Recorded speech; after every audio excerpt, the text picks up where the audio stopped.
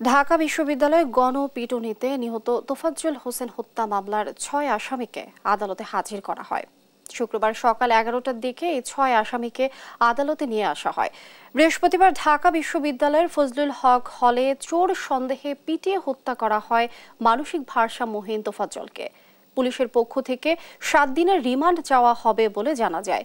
এছাড়া বৈষম্য বিরোধী ছাত্র আন্দোলনে হত্যা মামলায় আটককৃত বঙ্গবন্ধু মেডিকেলের সহকারী অধ্যাপক ডাক্তার হাসানুল হক নিপুণকেও আদালতে আনা হয়েছে।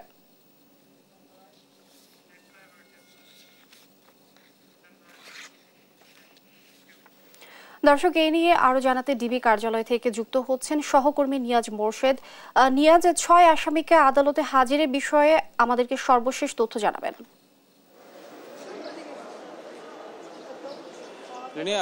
আমি একটু বলে রাখি, আমি এই মুহূর্তে আছি সিএমএম আদালতে।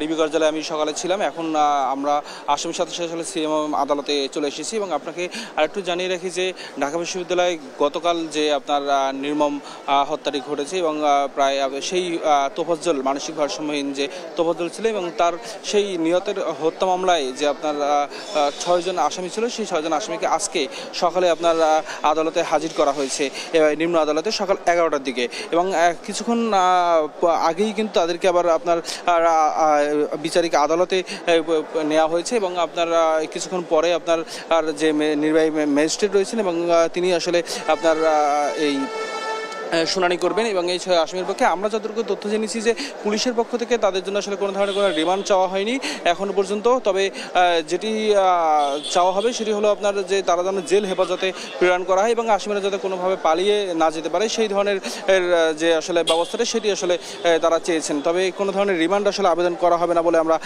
তথ্যটা পেয়েছি। এবং সেই সাথে সাথে আপনাকে আরেকটু জানিয়ে রেখি যে বঙ্গবন্ধু মেডিকেল কলেজ হাসপাতালের যে সহকারী অধ্যাপক রয়েছেন ডক্টর নিপুণ, তিনি কিন্তু আপনার বৈষম্য বিরোধী ছাত্র আন্দোলনের যে হত্যা মামলা, সেই হত্যা মামলায় তাকে আটক করা হয় এবং তাকেও আসলে সিএমএম আদালতে নিয়ে আসা হয়েছে।